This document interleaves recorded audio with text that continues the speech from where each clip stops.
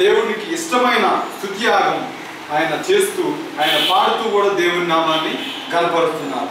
ఎందుకంటే మన దేవుడు స్తుతుల మీద ఆసీనుడు కాబట్టి ఆయన మనం స్తుతించాలి, కీర్తించాలి, ఆయన మనం కనపరచాలి. 4వ వచనంలోని యెహోవా నీ కృప ఆకాశము కంటే ఎత్తైనది, నీ సత్యము మేఘములంత ఎత్తుగా ఉన్నది. ప్రియులారా, దేవుని కృప కొలవాలంటే ఎవరు సరిపోవు. ఎందుకంటే దేవాతి దేవుడి సృష్టిని సృష్టించి శూన్యంలో ఈ భూమిని వేలాడదీసి ఆకాశము ఎవరికి పట్టదాలనంతటువంటి విస్తారమైన మహా ఆకాశాలను సృజించినటువంటి మహోన్నతుడైన ఈ దేవుని ఆకాశము ఎంత విశాలంగా ఉందో అంత మహాకృప కలిగినటువంటి మన యేసయ్య ఆయన కృప ఎంత ఉందంట, ఆకాశము కంటే ఎత్తైనది. ప్రియులారా, కొన్ని లక్షల కోట్ల కిలోమీటర్లు కలిగినటువంటి ఈ భూమి మీద నుంచి ఆ పరలోకపు మహిమ సింహాసనం మీద ఉన్న ప్రభు అయిన యెహోవా దేవుని వద్దకు ఆయన ఆకాశం వారు కూడా కృప అంట విస్తారమైపోయింది. కాబట్టి ఏబు గ్రంథము 6వ అధ్యాయం 24వ వచనంలోని దేవుని వాక్యంలో భూమిని దాని సదునుగా చేసి ఆయన కుడి ప్రక్కన భూమిని పరిచయను అని దేవుని వాక్యంలో తెలియజేశాడు. భూమి వారి శూన్యంలో దాన్ని వేలాడదీశాడని దేవుడు తెలియజేస్తున్నాడు. అందుకని దేవాతి దేవుని ఒక ఆయన కృప ఆకాశము కంటే ఎత్తైనది, నీ సత్యము మేఘములంతా ఎత్తుగా ఉన్నది. ప్రియులారా, దేవుని సత్యము, దేవుని కోపము, దేవుని కృప సమానమైనటువంటి త్రిత్వంతో కొలసబడి ఉంది. దేవుణ్ణి గణపరిచేవారు ఆయన ఆగ్రహం లోని కాకుండా ఆయన కృప, ఆయనకి ఆగ్రహం ఎంత ఉందో ఆయన కృప కూడా అంతే ఉంది. అందుకే దేవాతి దేవుని కృపను కొలవాలంటే అది వర్ణించలేనిది, వర్ణనాతీతం. ప్రభు అయిన యెహోవా అందుకే కీర్తనాకారుడు తన హృదయమంతటితో నిబ్బరమైన మనసు కలిగి దేవుణ్ణి స్తుతిస్తూ ఆయన పాటలతోనూ దేవుని కొనియాడుతూ ఆయన ఆత్మతో కూడా ఆయన చెప్పుకుంటూ సంతోషిస్తున్నాడు. అందుకే దేవారాత్రము దీన్ని ధ్యానించువాడు ధన్యుడు. దేవుని వాక్యాన్ని ఎవరైతే ధ్యానిస్తారో అటువంటి వారు ధన్యకరమైన జీవితంలోనికి నడిపించబడతారని దేవుని వాక్యం సెలవిస్తుంది. అందుకే ప్రియులారా, దేవుని యెహోవా నీ కృప ఆకాశము కంటే ఎత్తైనది, నీ సత్యము మేఘములంతా ఎత్తుగా ఉన్నది. ప్రియులారా, దేవుని సత్యాన్ని కానీ దేవుని యొక్క కృప మరి విస్తారమైనటువంటి లెక్కలైనంత మరి భూమిని ఆకాశానికి కొలత ఎంతో నాకు తెలియదు కానీ దేవుని కృప ఈ భూమండలాలన్నిటిపైన మేఘము వలె ఆయన కృప ఆవరించి ఉంది.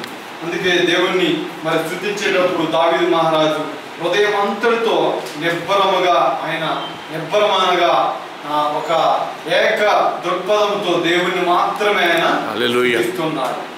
అలాగే ఆఖరిగా 13వ వచనంలోని దేవుని వలన మేము శూల కార్యములు జరిగించేదము, మా శత్రువులను అణగదొక్కువాడు ఆయనే. ప్రియులారా, ఏ కార్యం చేయాలన్నా ఏ పని చేయాలన్నా మనము ఆయన నామము ద్వారానే మనము ఏదైనా చేయాలి.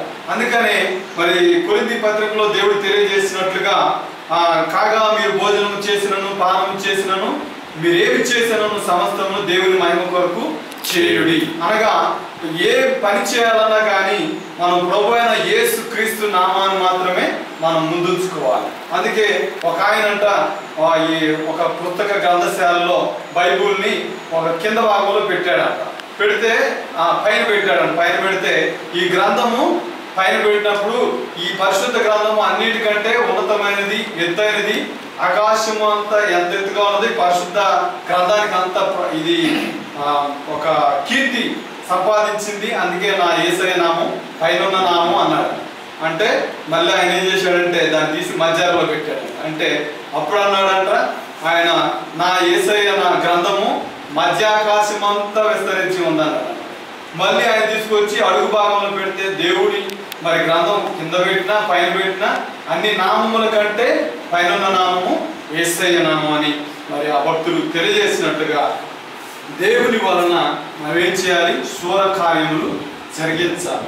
అందుకని ఎప్పుడైతే దేవుని మీద మనం ఆధారపడి ఆయన కొరకు నడుము కట్టుకొని సత్యం అనే నడుమును మనం ధరించి ఆయన కొరకు కొనసాగినప్పుడు మన శత్రువులను అణగదొక్కువాడు ఆయనే. ప్రియులారా, అందుకనే మనకు దేవుని వాక్యంలో ఏముందంటే నీకు విరోధంగా రూపింపబడిన ఏ ఆయుధము వర్ధిల్లదు.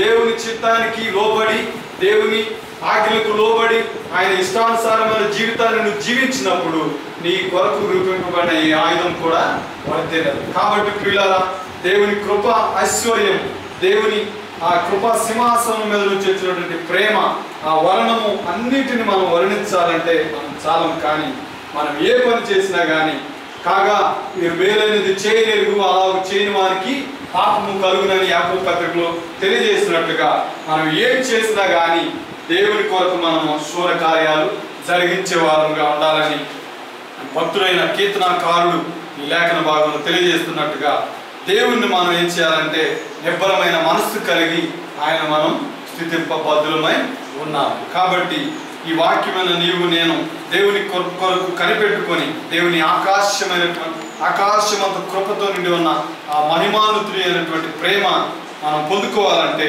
దేవుని కొరకు మనం శూర కార్యాలు జరిగించి దేవుని స్తుతింపబద్ధులమై ఉండటానికి ఆయన కృప మనకు సహాయం చేయగలగాలి. ఆమేన్.